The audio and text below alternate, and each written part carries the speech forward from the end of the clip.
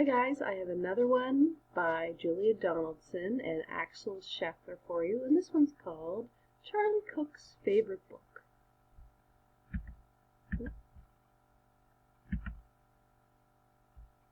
Charlie Cook's Favorite Book.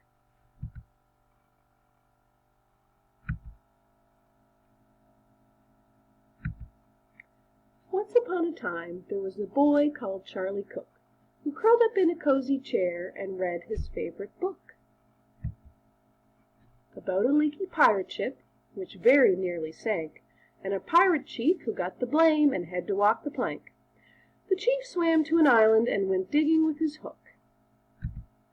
At last he found a treasure chest, and in it was a book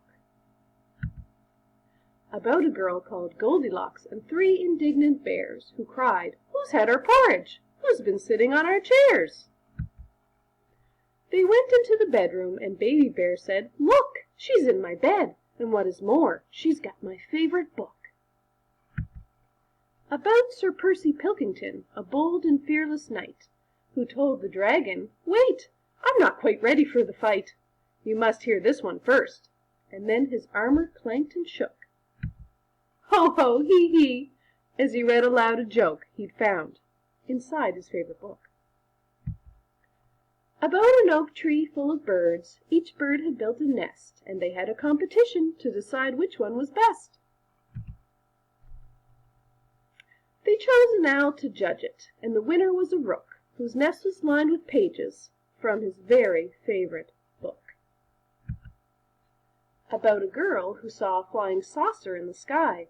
Some small green men were in it, and they waved as they flew by. She tugged her mother's sleeve and said, "Look, Mum, what I've just seen." But Mum said, "Hush, I'm trying to read my favorite magazine." About a wicked jewel thief who stole the king's best crown,